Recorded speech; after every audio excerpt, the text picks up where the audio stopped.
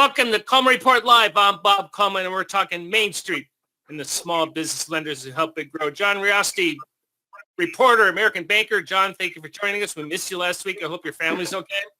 Everyone's better. Good. I'm glad to hear that. Katie, undisclosed, out of Washington State. Lance, undisclosed, out of Arkansas. Everyone's laying low. You know about the certificates. We got a lot of news. Let's go into the polls. Has SBA approved any of your forgiveness apps? We've asked this question twice now, John. Let's see. On Tuesday, we got 2%. Yesterday, we got 30%. And we're going to see what we get today. And Bob, I've received a half a dozen emails since yesterday, Bob indicated. Bob, I received a half dozen emails yesterday from different banks saying, yes, we've gotten a few approved. Oh, that's good. So we've gone from 2 to 30 to 40. So that's good news. John, is that in line with what you see happening in the industry? Yes, I'm wondering what banks they are, because I did get a chance to talk briefly yesterday with a representative of one of the really big banks that did a huge number of PPP loans, and they had not had any responses yet, or any loans returned yet from SBA. So they haven't had any approvals. But non-bank lenders, I can't think of any offhand. I do know that there's some smaller credit unions and smaller community banks that have been talking to me have said yes. I don't know if that's... Well, go ahead, Lance. The other thing, Bob, a bank emailed me and said that a simple $50-something thousand request had gotten forgiven, that had been sent in 3 weeks after several other requests. I don't know if they're picking up a specific size and reviewing it, but this banker indicated they'd sent in one request. Let's just say they sent it in on September the 1st, and they sent another one in on September the 15th. The one on the 15th they've gotten back, and the one on the 1st, which was a larger, more complicated request, has not been responded to yet. Lance, take 30 seconds and review very quickly the things a lender should do if they answered, if you're in that 40% bucket. Say that again, Bob, you broke up.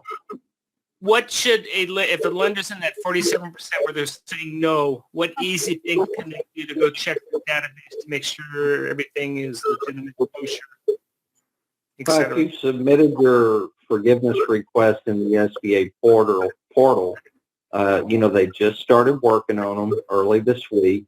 The point is they've got hundreds of thousands of forgiveness requests probably queued up. If you don't see anything by next week, you may want to reach out to SBA, but right now they're probably just working through as many as they can. Okay. SBA does not have anywhere in the ballpark of enough staff, I think, to review all these requests, so they're going to be slow. Michael, Joseph, can you fix the audio? We're getting some interesting feedback. Whose mic that is. Poll question number 2. When must a site visit be planned or be performed on an unforgiven PPP loan? Well, that's an interesting question, Bob. That's for you. Yeah, I think you're going to have. I think you're going to have to follow the 50-57-2 guide on non-performing SBA loans. Technically, if it's not forgiven, it hasn't defaulted. It's going to convert to either a 2 or 5 year loan, pending when the PPP loan was done. A site visit is not required. Most of the people got it right, just because the loan is unforgiven. Now, if they default on the unforgiven portion of the PPP loan, then I think you're going to have to follow the site visit rules that the SOP 50-57-2 indicate, which would be within 30 days of the default. Okay, so I'm sorry, it's 60 days of the default, Bob, but right. I would not wait 60 days. Yeah, I know you've been consistent over the years saying best practice is 30 days. we do that as a teaser. Lance is going to be talking about his webinar next week. We're going to talk about, we're going to spend a lot of time talking about servicing PPP loans, preparing PDKs, a lot of servicing liquidation actions that are piling up. And finally, actually, how much? Bob, Go ahead, Lance. I'm sorry, I was very impressed that the majority of people got it correct, because there's no specific site visit requirements unless they default. Yeah, so am I. Good for all of you. Finally, how much did SBA 7A volume increase for fiscal year 2020 that ended September 30th? John, this one's for you. I think, Oh, you got to wait till the answers. Can't do what Lance does. But okay, go ahead, John. well, unless I read the numbers very wrong, in which case I'm about to be embarrassed, they didn't increase at all. It was essentially level, slightly less than last year. Let's see. That's a little bit different than my understanding. Katie, what do you have for that? It was, Katie has nothing.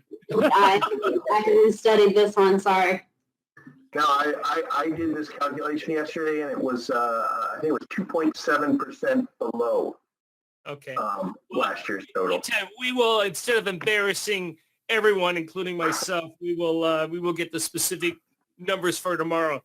John, you tap danced very well. Katie? I will say this, if you add them together, I mean, them being 7A and 504, then there is an increase, and I didn't calculate that, but just strictly 7A was just slightly less. Very good. Let's see. We said that we're saying there was some sort of spike in the volume. We will go ahead and concern that, or be more specific about that tomorrow. There are concerns the moves are masking weaknesses in lenders' 7A portfolios. Lance has talked about this. John, what do you say? Well, I think right now that's from what we heard both from bankers and bank analysts who cover publicly traded SBA lenders, is now that the 6-month payment grace period, if you want to call it that, is over and is being phased out slowly but surely, and will phase out entirely in March. The concern is that a growing number of problems will be unearthed, sort of like the tide receding, and you're seeing what's been under all that water all along. It's speculation, but if you consider that, and then you consider the forecast about the number of small businesses that are going to close or at risk of closure, you can sort of put together a potentially negative scenario. Yeah. Well, and John, there are particular NAICS codes: hospitality, restaurants, dry cleaners, child care centers. Not necessarily child care centers; they're kind of back to normal, reasonably back to normal. But there are several NAICS codes that I think after the CARES Act payments are over, we're going to find out how well they're going to perform, because how many people have dry cleaned their suit except for Bob? In addition to that, restaurants in many areas of the country have survived with PPP money and CARES Act payments, and they're operating at a fraction of normal revenue. I think we're going to see a spike in default. Yeah, obviously. All right, John, give us an update in Washington. What's going on? What's going on? It's just very frustrating. I mean, we've talked about it. There's been more drama this past week than usual, but the negotiations for some type of stimulus remain underway. I heard yesterday Senator Coons from Delaware, who's part of the Problem Solvers Caucus, say that the sides were inches apart. That was the term he used on a agreement. I don't know if it will be, how, obviously they will meet in the middle from the revised HEROES bill the Democrats passed last week, and what Republicans are willing to accept. I've heard it said that that middle is somewhere in the like 1.6 trillion, dollar range. But the new details haven't been released, and sometimes in Washington, inches can be the same as miles. It's very frustrating. It is. You've gone on record. You're saying after the election, are you still holding to that, or are you willing to waver a little bit? I'm still thinking it will. This is. I don't mean it to sound cynical.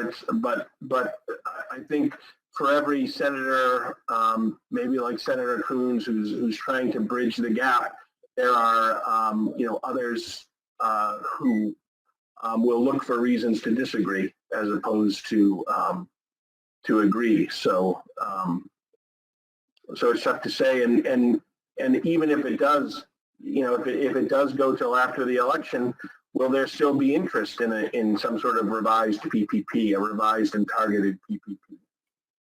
Lance, thank you, John. Lance, you're clairvoyant. You said yesterday you made some statements that SBA came out last night with a FAQ number 52 saying that what you said yesterday, that you're so Lance, tell us what SBA is saying. Well, basically, your PPP loans, whether they were done in round one or round two, the Flexibility Act will cause you to need to defer payments on those loans according to the Flexibility Act, which is 10 months after the covered period ends. Or 10 months after the covered period ends or until they submit for forgiveness. And SBA clarified, but all those first round PPP loans that have not submitted for forgiveness will need to have modifications done to extend the payment deferment period.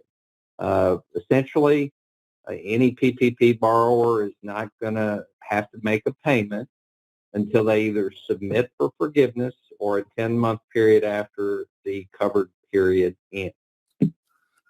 But SBA will not require a formal modification, correct, Lance? No, SBA does not require a formal modification, although I think most banks will do some sort of modification. Yeah, excellent point. You can still choose to do. Hey, we have a bunch of questions, so let's go to those that you brought in. And Russell made a comment. They stop interest covered as of the date of lender approval. We've had one approval for $60,000. Barb asked, PPP forgiveness question on a sole prop. Do they need to provide documents for proof of funds used? They're going to have to provide some sort of proof. I think operating financial statement might suffice for that, because most of your sole proprietors, the PPP loan amount was based on their net profit. So the ones that didn't have employees, so they're going to have to provide some sort of substantiation. We thought we were going to get simplified forgiveness. We didn't. So they're going to have to provide some sort of substantiation of forgiveness of that PPP loan amount. Barb has a borrower who they have the 24-week period, but the funds were depleted after 15 weeks. Can they reapply using the 15 weeks payroll numbers or 24 weeks, assuming we get a PPP too? So I'm not sure. That's a good question, and I'm not sure how that's going to work in the next round of PPP. So Andrea says, please explain the new deferment period. It appears to now be no payments until 10 months after the end of the covered period. Payments start if they don't apply, and if they do, they remain deferred until SBA renders their decision. Am I correct? That is correct. Jared says, no question, Lance is my hero. Yeah. Thank you very much, Jared. I'm glad to be somebody's hero. There you go. Let's go to the other. Sandy, I'm going to hold your question off for tomorrow on escrow funds.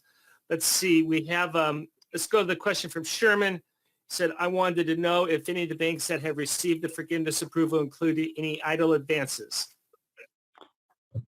I've not heard from any of the banks that I've talked to. There was not an idle loan involved, and that's a great question because understanding how SBA is going to address those idle loans that are involved in the forgiveness process, I want to see an example of how they do it, so I can have a clearer understanding of how they're going to be addressed. So that's a great question. I don't have a good answer for it. But if someone has forgiveness on a loan that had an idle advance, please share with me how SBA handled that. Kevin asked, again, the sole prop question. We have a sole prop with no employees. Do they need to submit anything more than their 2019 tax return and the application? You know, my expectation is because these expenses occurred in 2020, I think they are going to need to provide an interim income statement to support their PPP forgiveness application. Richard says, so a payment will not be required for 28 weeks plus 10 months. Is that correct? 24. Yeah, 24 plus 10. 24 plus 10. Russell disagrees with you, Lance. He thinks that we just need to be able to show how they spend it on household needs if qualifying sole proprietor expenses. Russell, I'm not gonna disagree with you because sole proprietors with no employees, when we did the PPP applications, those were based on Schedule C typically. And we get a Schedule C and look at the net income and calculate it based on that. I have not seen real clarity in what they have to submit. Again, I'll dig into the PPP documentation and see if I can find a better answer, but I would tend to believe if they provided an income statement to support the loan amount, common sense tells me they need an income statement to support the forgiveness amount. Lance, would you recommend that we wait till 2020 and get that Schedule C off from their 2020 tax returns, or we go with what they have in-house? Well, I don't think you want to make the borrower wait until they have a Schedule C. I mean, hopefully they have QuickBooks or something like that where they can produce an income statement. Great. Katie, you've been awfully quiet. The Katie fan club is chomping at the bit to hear you speak. Tell us what your reporting is going to be for tomorrow. So we got some information last week on, if we can go to that slide, on Point Investments, which was our article a couple weeks ago. What was happening was the Federal Trade Commission was kind of getting on them for publishing on their website that they were a direct lender. The information we got from Point Investments was that they were in the process of trying to become a direct lender and jumped the gun by posting the announcement on the website. So they got in trouble with the SBA, who said they needed to take that down, which they did. Yep. And they settled with the normal no admittance of guilt, and we'll go ahead and run that tomorrow, more of what they said. Katie, you've been brushing up our Survey Monkey. Tell us about the 2020 Professional Coleman Awards. So we've been doing the professional awards for a little while now. This year, of course, we can't really go without saying PPP Lender of the Year. So we're going to be including that as well as all of our ones from last year as well. So I think a lot of people should probably try to submit applications for that. I get to read some of them, and they're great to read. I love hearing all the things that people get to do. I'm very excited for that, and that should be out. I think either later today, if not today, probably tomorrow. Yeah, we'll definitely. Bob, yes. Can I ask Katie a question? Is the PPP Lender of the Year for an institution or an individual lender? In the past, we've always done individuals, but that'll be up to Bob, I suppose. we tend to make these individuals, Lance. Okay. Now we have done, I know CDC Finance out of San Diego, they nominated their entire team and we gave the team the award. So they, we do hybrids as well for that. Let's see, 2 more questions. No, we got those. Lance, talk about your webinars upcoming or your upcoming Well, webinar. Bob, when we let off, we were talking about when do we do site visits. I'm doing a webinar on preparing a purchase demand kit in the pandemic environment. John, you brought it up perfectly. CARES Act payments have ended. And there are potential SBA loans in your portfolio that may default after the CARES Act payments end. You, as a lending institution, need to understand how to prepare a proper purchase demand kit to submit to SBA so you can get your guarantee paid. We're going to cover that on the 14th. And on the 28th? Oh, servicing. We're going to talk about special servicing. Guys, my favorite part of SBA lending and probably the area that I have the deepest knowledge is servicing and liquidation. We're going to talk about how to take care of delinquent PPP loans and how to service those according to SBA's SOP. And I'm going to be doing, and Lance will be offering color commentary on our, I believe it's our 12th annual hospitality webinar. Obviously, a lot of changes compared to last year, so don't miss that for your underwriters. John, thank you very much for taking your time. I'm glad you and your family are healthy. Is the daycare back open? Back open. Good. I'm glad. Yeah. And Lance and Katie, everyone, stay safe. And we're starting the new fiscal year outright. And thank you for joining us and supporting America's Main Street, one entrepreneur at a time. Have a great afternoon. Bye-bye.